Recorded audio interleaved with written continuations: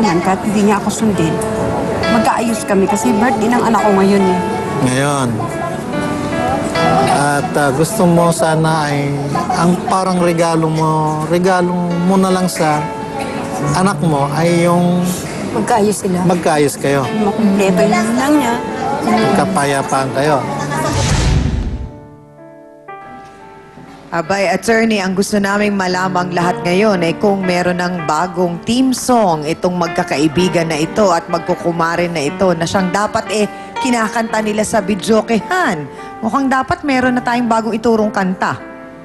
Ewan ko po Chang kung merong pamagat na kumare o kumare. Ano po ang isang kanta. Gayunpaman ang nais kong ipunto dito sa dalawang panig na ito na ngayon ay humarap sa atin ay yung kasabihang madaling maging tao subalit mahirap magpakatao. Tamang lahat tayo ay hindi perpekto. Mayroon tayo kanya-kanyang kahinaan, mayroon tayong kanya-kanyang kalakasan.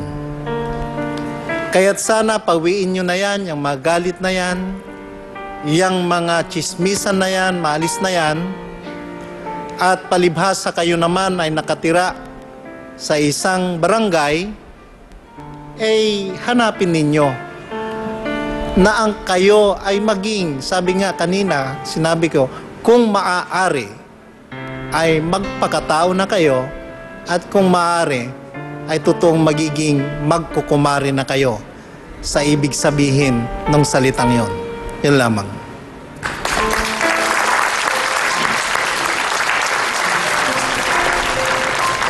There's a thin line sa pagsasabi na ikaw ay nagmamalasakit at nangingialam.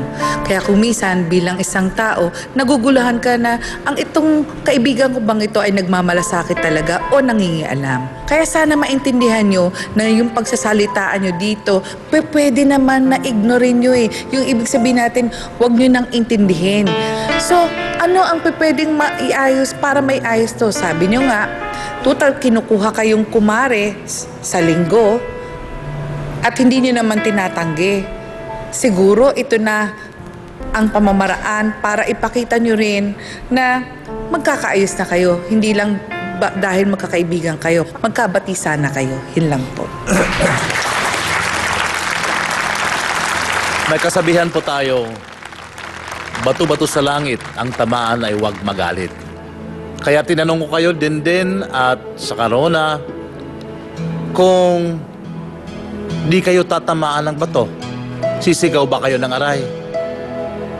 Magagalit ba kayo kung kayo hindi naman tinamaan ng bato? Sinabi nyo, hindi. So ibig sabihin, ang sinasabi nyong ipinupukol na bato nitong si Eden at si Veronica na hindi naman nakakatama sa inyo, ibig sabihin hindi pala totoo, bakit kayo magagalit? Palampasin na ang sinasabi nilang pagmamalasakit na para sa inyo yung dating ay pangingialam. Sinabi ni Eden na kumari kayo at itinanggi nyo, hindi kayo nagkumari. Ngunit ang plano pala ni Eden na kung maaari kayo'y maging kumari niya. Dahil kaarawan ngayong araw na ito ng anak ni Eden at ang plano po ni Eden na magpabinyag sa simbahan para sa anak. At anong sinabi nyo? Pwede naman kami maging kumari. Totoo dahil ito na ang pagkakataon, ang blessing na binigay ng Panginoon na magkasundo kayo at sama-sama kayo sa harap ng altar ng Panginoon upang kayo'y magkabati. At doon, mamamagitan ng Panginoon na hindi nagalit, hindi na masasamang salita ang lumalabas sa inyo, kundi ang salitang kumare. Ibig sabihin na kayo'y magkakapatid na sa harap ng Diyos dahil sa inyong inaanak. Salamat po.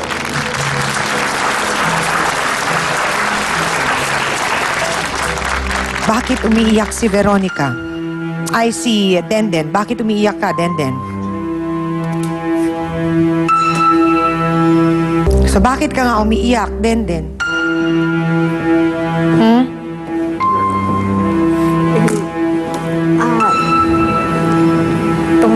po yung payo po nila po. Bakit? Anong naisip mo nung nagsasalita ang trio? Wala, tama naman po sila eh. Na? Wala naman po kahinatan yung ginagawa namin. Pag-video eh. Nakakasira pati ng pamilya yun. Salamat sa kanila. Sa mga payo nila. Kasi po, wala naman talagang masama sa ginagawa. Kaya lang, nachichismis po kami dahil po dyan. So wala pong idudulot. Oo. Parang sinabi mo na rin na kung para hindi kayo machismis, huwag mag-inom, huwag mag-video. Okay, ayun, sa'yo na rin ang galing. Para wala silang masabi. At bilang ikaw yung nakakatandang kaibigan ni Rona, ikaw ang dapat naggagabay nun sa kanya.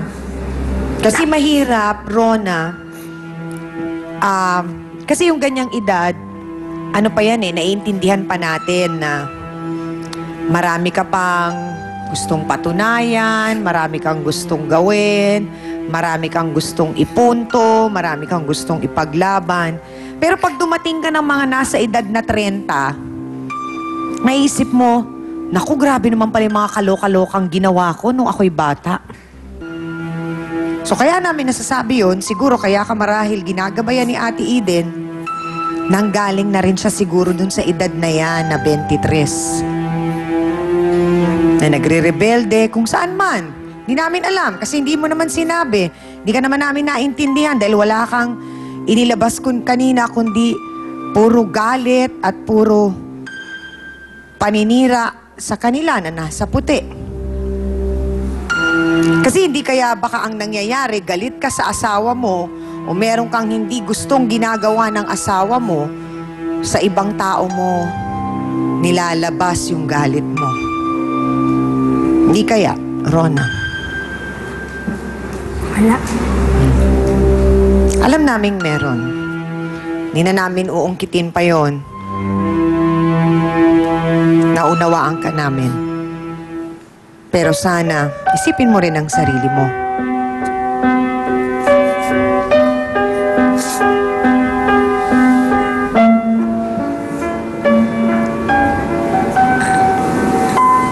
Rona, ang mga taong ito na nasa paligid mo, gusto ka nilang tulungan. Bigyan mo sila ng pagkakataong tulungan ka. Kasi sa totoo lang, ayaw talaga ni Ate Eden na mapariwara ka. Umpisahan natin sa pinakasimple, Rona. Gusto mo ba na tulungan ka namin? Okay. Gusto mo ba na tulungan ka nila Ate Eden, ni Ate Veronica, at ni Denden, kasama siya, si Ate Denden.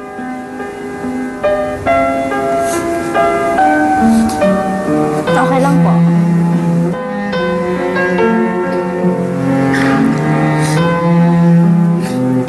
Pagkatapos nito, bibigyan ka namin ng pagkakataong makausap si Dr. Camille. At siguro marahil sa kanya, pwede mong sabihin lahat yan, yung pinagdadaanan mo para mas maunawaan ka namin. At higit sa lahat, para makatulong din na mabawasan yung nasa dibdib mo, nasa isipan mo, na nagiging dahilan kung bakit ka nagkakaganito. Mahirap maging isang ina sa edad na 23. Mahirap. Hindi ba, Ate Eden?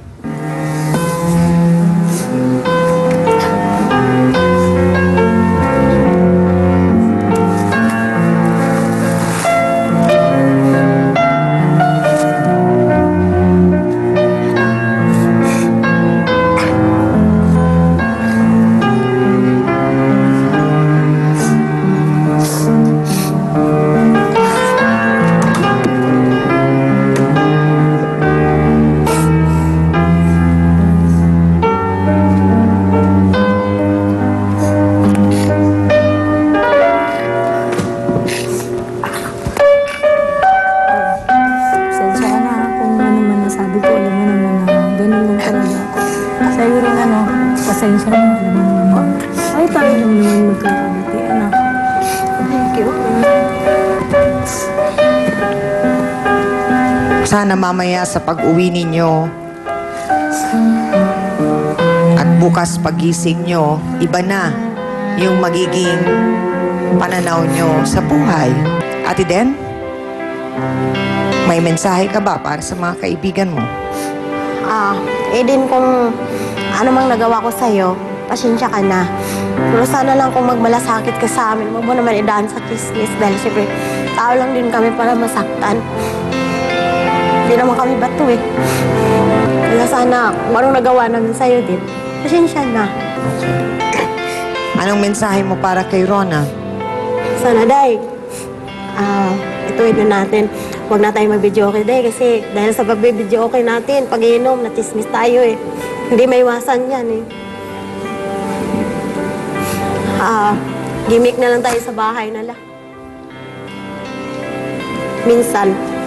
Huwag kang mag-alala, Rona, tutulungan ka pa rin namin dahil nakikita nga namin at alam namin na meron ka pang ibang pinagdadaanan at sama ng loob at handang tumulong sa'yo si Dr. Camille sa pamamagitan ng mas malalim pa na counseling na ibibigay niya pagkatapos ng ating programa. Maraming salamat sa ating mga bisita.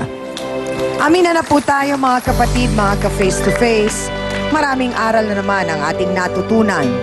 Ang tunay na kaibigan ay nagmamalasakit sa ating buhay, lalo na kung nakikita niyang tayo ay nasasaktan. Wala silang ibang gustong mangyari kundi tayo ay mapabuti. Pero tandaan din natin na ang pakikialam ay merong limitasyon. Hindi sa lahat ng pagkakataon ay pwede tayong manghimasok sa buhay ng iba.